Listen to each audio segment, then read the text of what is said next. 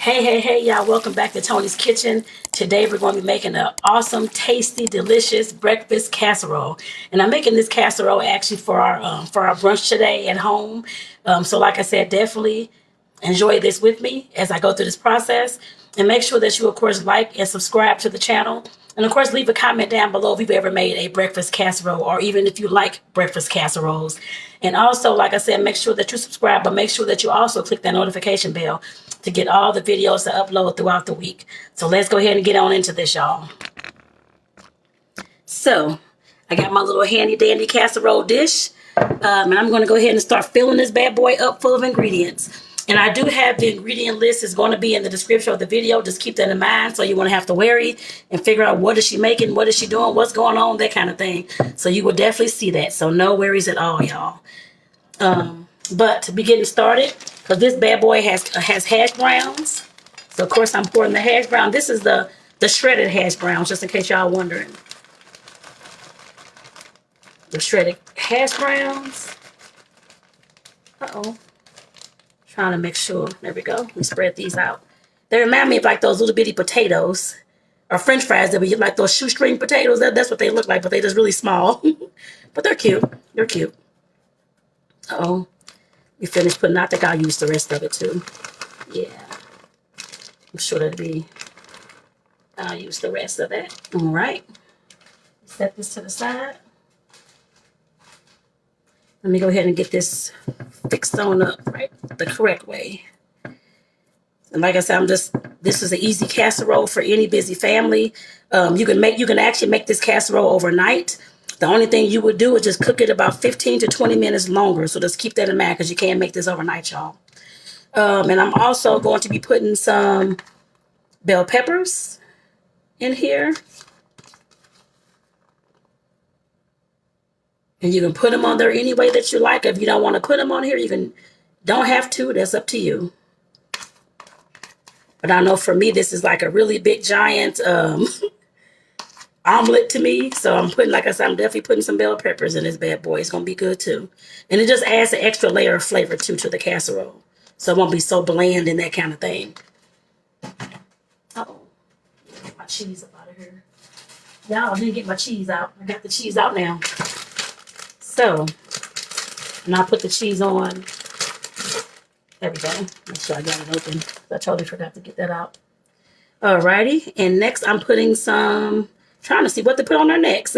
I guess the green onions. I'm dropping some green onions down here, y'all. And this will add also another layer of flavor to this casserole. So just keep that in mind, y'all. And you can use regular onion if you like, but this one is colored. I'm putting on some green onion. So, alrighty. And I'm using my handy dandy bacon up in here. And I made this bacon in the oven. If you haven't seen the video for me making the bacon in the oven, make sure that you scroll on down and check that out, y'all. This is very easy to make. Hands off, really, until I got the bacon out. Of course, put it into some little pieces, but now just pull those apart. Like I said, I'm putting bacon up in this bad boy. Uh-oh. So like I said, this is going to add another layer of flavor too, y'all, because bacon always makes things taste good. So you can use sausage, but like I said, for this one, I'm using bacon. We don't care for sausage much here, so that's why it's bacon. Like I said, you can do as you like. You can use whatever ingredients you like. And I'll also put that in the description too, like I said, to make sure that you know that you can use whatever you want for your own home, family, whatever y'all like, casserole. This is just what we like. But you can do it as you like and how your family likes. And if you're making this for one, this will definitely stretch for a few breakfasts throughout the week. Just to let you know. And that's always a good thing. Righty, let me get my hands there's a lot of grease on my hands, y'all. Alrighty. Now this next thing. I actually have an egg and milk mixture. Just to let you know what I used. I have used, and it's right here. I've used 8 eggs and 1.5 cups of milk in here. So, and I did put some sea salt and of course pepper in here as well. But like I said, that's what I put in here, and this is what I'm going to pour on top of this casserole. Just to let y'all know, I'm just trying to make sure it's all the way stirred up. But like I said, that's what I put in this cup. And like I said, the ingredients will be down in the description as well. That's how I won't miss anything. And all you do is just pour it all over your casserole, y'all. Because when it cooks, it's going to be awesome tasting and thick too. Like I said, just pour it on over, y'all. And get as much of it on there as you can, different areas and stuff like that, to make sure it has an even layer of eggs, y'all. There we go. And like I said, that's it for that. That's all that's left of that. And the last thing, of course, is always the beautiful cheese. And my family loves cheese. I'm going to make sure he bought this big old 32-ounce bag of cheese. The whole thing is not going on there, of course. But I will make sure that I put a lot of cheese on here, I guess to put it that way. So I will make sure I have a lot of cheese on here just to make sure they have the cheese that they want. It didn't matter to me about the cheese, but like I said, I know I'm cooking for not just for me, so I'm cooking for a family. So my partner and our daughter here. So like I said, definitely making sure this is cheesy for them. So, and I don't want all the cheese. I can take it, move it around or that kind of thing just to keep it even for me. So let me go ahead and put this on in here.